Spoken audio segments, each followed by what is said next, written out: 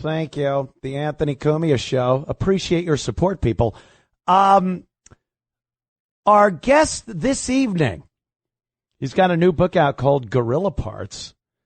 And Steve was with the Howard Stern Show. God, was it 91 to 98? Like 7 years during the chunk of that Stern Show that was just golden. Golden. His new book is Gorilla Parts. I want to put this out before we even start talking so we get some people on the line. You want to call up? You want to say anything? You want to talk to Steve, me, talk about anything I've spoken about tonight? 800-848-9222. 800-848-9222. We'll take your calls tonight. Steve, how the hell are you, man? Did you wear your big boy pants today? I have my big boy pants on. I'm actually wearing pants. Because I'm ready to bring him. Go. Oh, no, Steve. Sorry. We're on regular radio. All right, my bad. Dump. Anthony, I'm so sorry. I've been doing podcasts all week. My apologies. Blame your producer for not reminding me. Steve, hold on, Steve. Hold on. I'm so sorry, Anthony. This is hilarious. This is a guy who probably was on the most watched, and I don't mean watched by like TV or anything, but watched by groups that were trying to get Howard in trouble, the FCC, obviously, and you dropped the MFer within the first three words. I forgot that I'm on regular radio, dude. Grillo. I'm so sorry, Anthony. You're going to get me kicked off on my third week? Send me the bill. I don't know what to tell you. I'm so sorry. I was not. I don't want to throw anybody, like, oh, your staff here is really great. I'm not trying to throw anybody under the bus, but I forgot. I've been doing podcasts all week. I apologize. Have you ever been in a podcast studio that looks like the one you're in? Actually, I have. You did it again. I did. I actually have. Steve, look. You're gonna have to calculate your life. I've done. I got it. I'm on. Just a little bit. Okay. I know you were on Opie's show earlier. I know. He was supposed to. I did my book signing yesterday. That's somebody. great. Someone in his family was sick, and he wasn't able to be there. And I understand that family comes first always. But that's great. Like, all I'm saying is, you know, you're in the basement of a beer bar at one point. Yeah. Now you're on broadcast radio. Yes. And you know what? I feel so at home right now.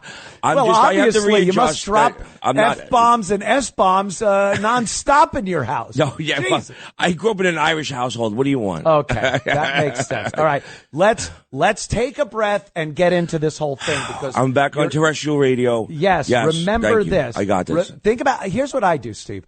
I kind of recall when I was having to meet a girlfriend's parents. Yeah. And you go over and you still want to sound like you know what you're talking about things and you want to be yourself, but you cut out a few things. Yeah. You don't tell how, you know, you had her legs akimbo in the limo. Yeah, exactly. Our breath still smells. Take a breath. We're good. We're on regular radio. Okay. You want a real quick funny story?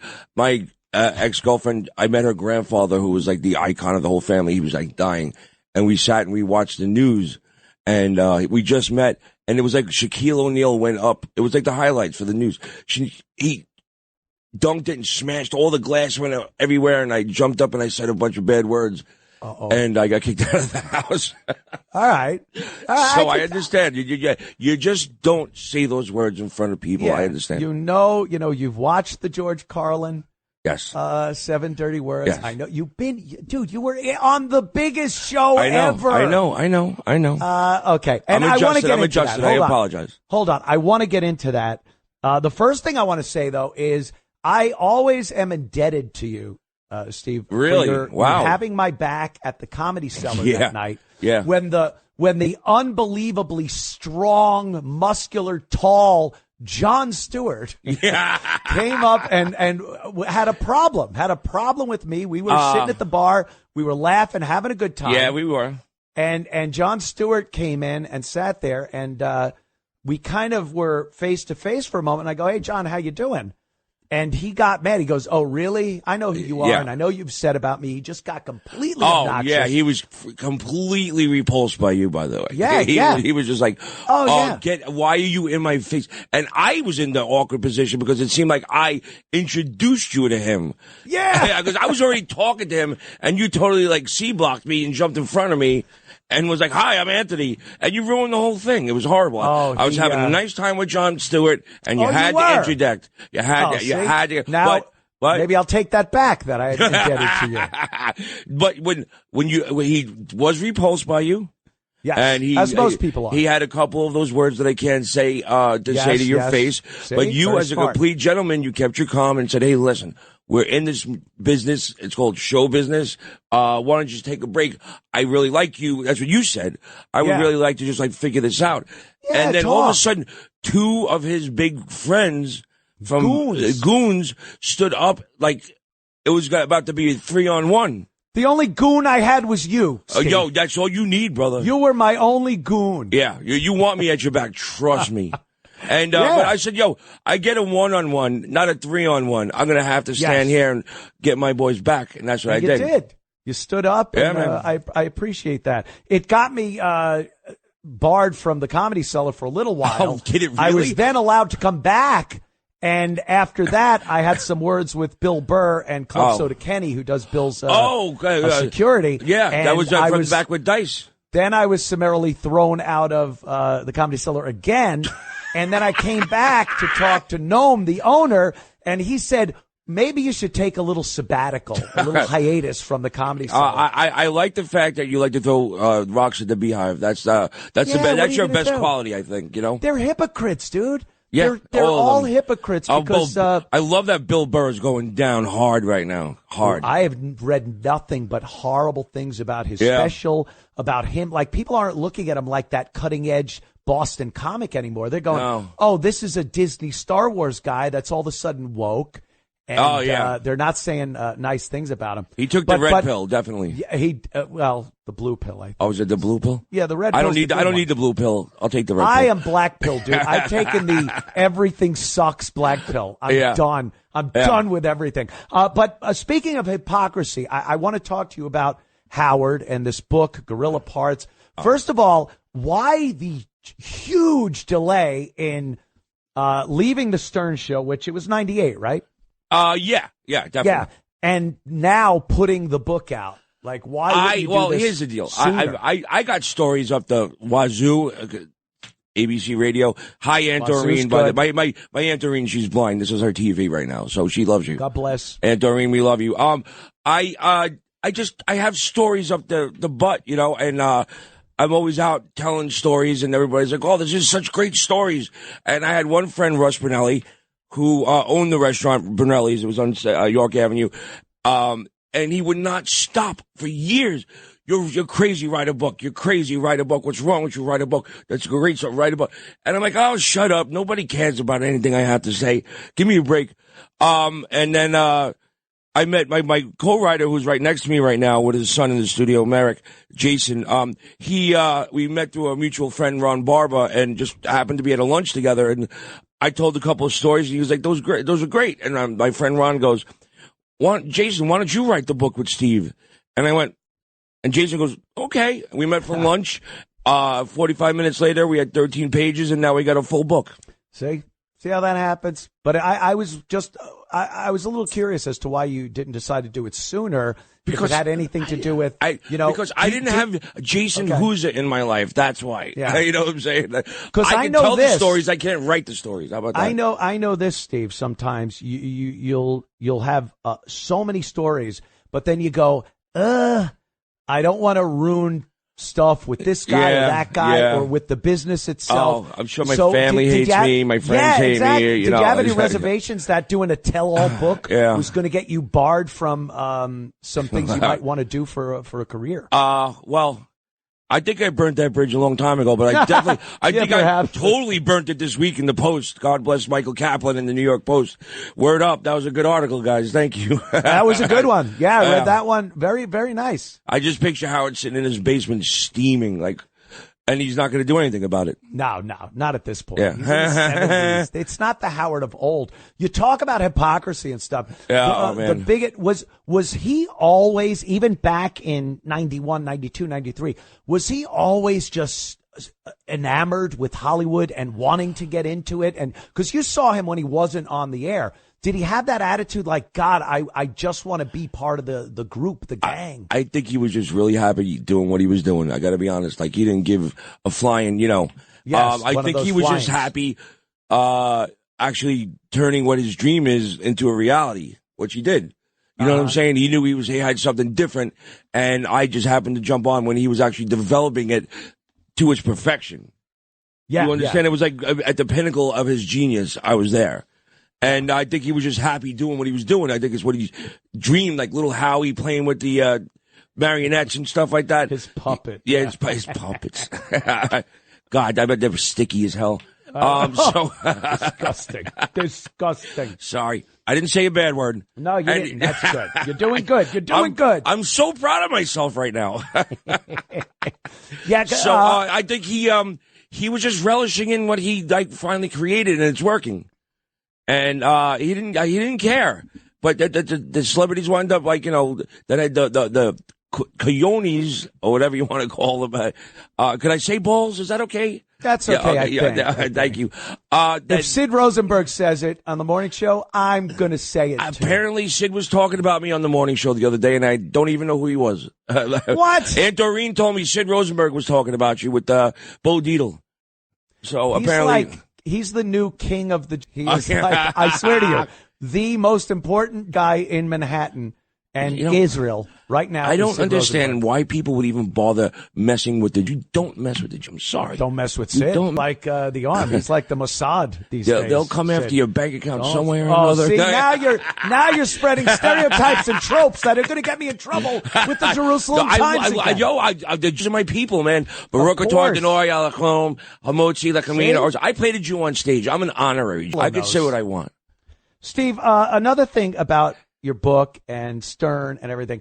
When I was listening to Howard Stern back on those days when you were there, those years that you were there, I was in construction. Yeah, I was a tin knocker. A knocker. And I was your what they call P1 listener.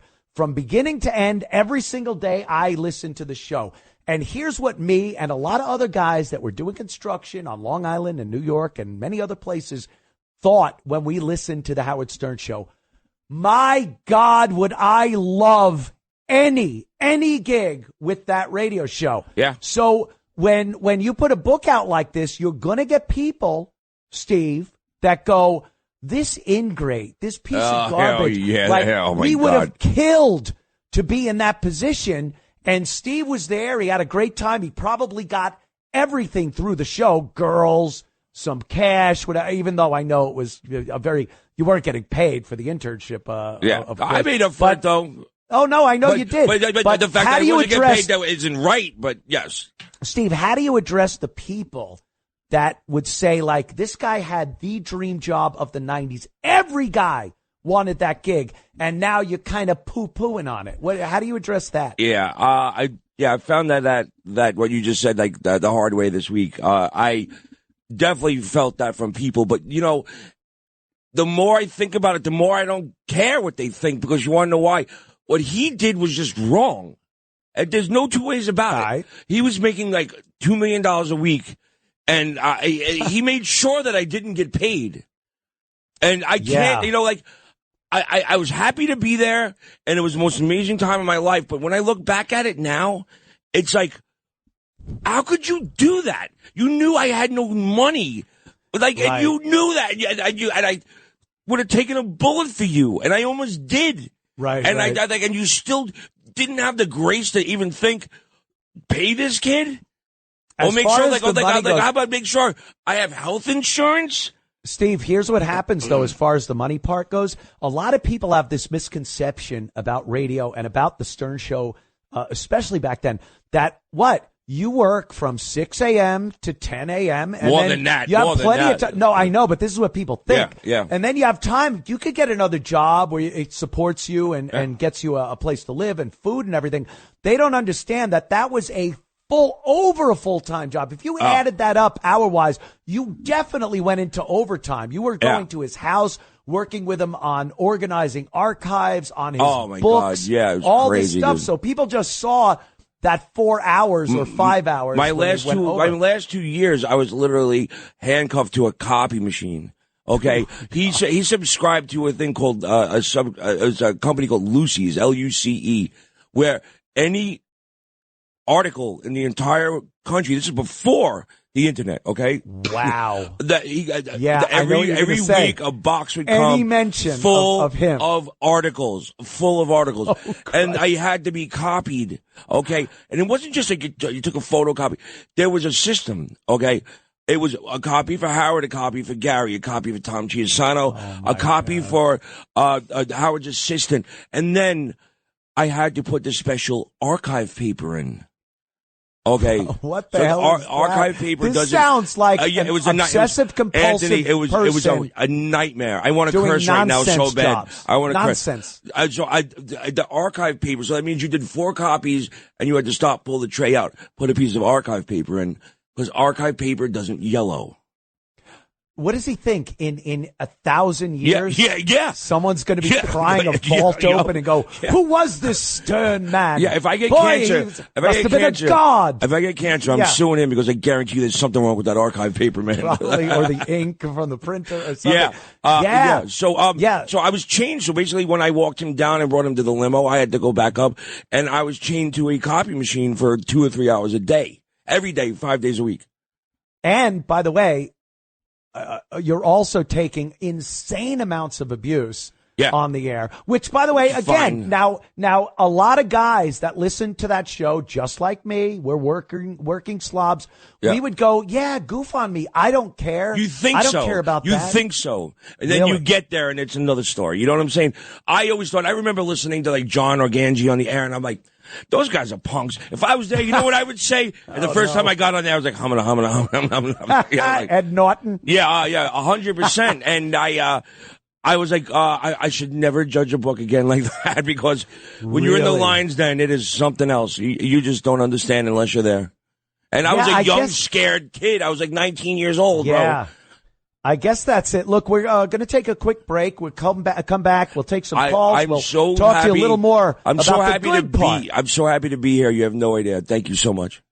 Grillo, I'm so glad you were the first one to curse on my show. Yeah. We'll be right back with Steve Grillo. His book, Gorilla Parts, available now. We'll be right back.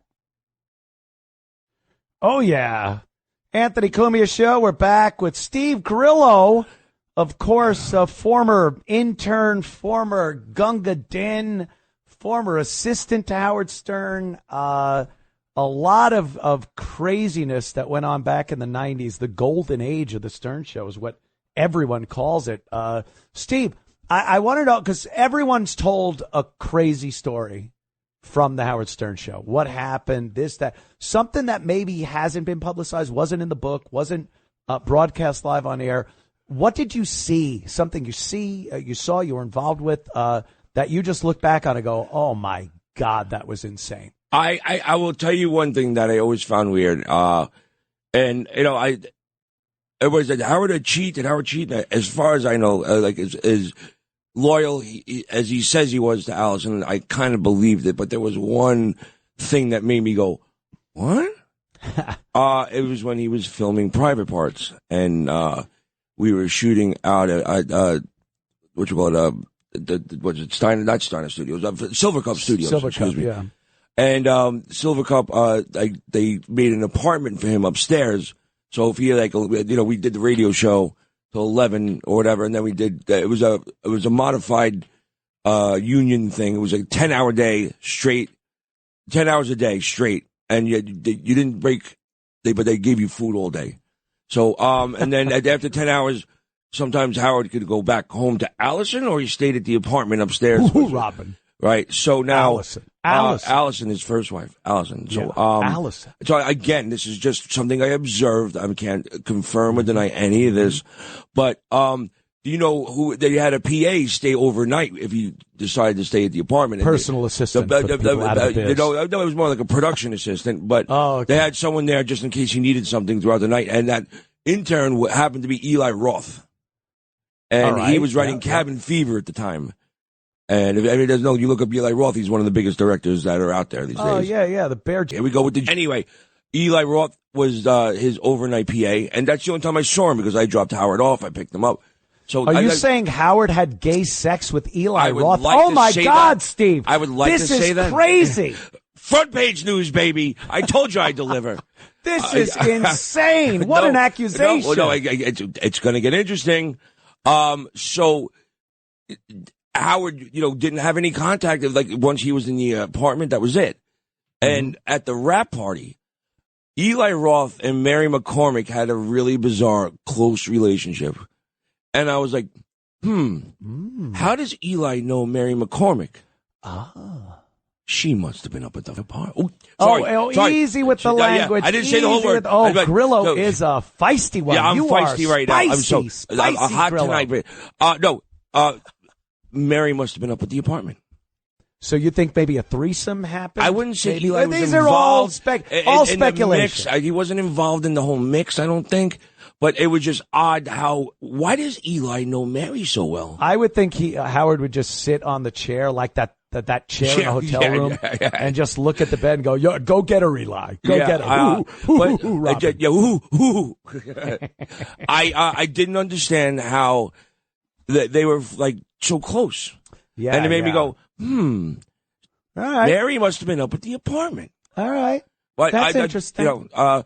Yeah, so that's an interesting story. Come on, no one. But you were there. You were in studio for a lot of the just insanity, girls, all that stuff. Yeah. And were you ever able to close a deal on one of those? Who is the? Yeah. There's always a story. There's that one girl that me and God rest his soul, Ralph brought back to my apartment, and I ran out of the room screaming, "I will never have a threesome with another man ever." Oh, did you try? But was like, with Ralph? With Ralph. Oh, and it's really hot stripper that we brought back from Scores. And I gave him my room for the night, and I slept in Ganji's bed. Oh, with Ganji? No, he wasn't there. Sorry. I literally, it just wasn't for me, man. I just nope. Well, anyway, they're telling us you got to go, Steve. No, I have segments. I have network. I know. Let's take Grillo, calls. Let's have fun. Did I blow it? I cursed too much. No, you didn't. You're wonderful. The book, Gorilla Parts, available everywhere. Steve, I have your number. You have mine. Let's call. Yeah, I'm so sorry. I beat up Jon Stewart again. Oh, that would be so much fun. Don't worry about the cursing. It's all good. We'll be right back after this. Thanks, Steve.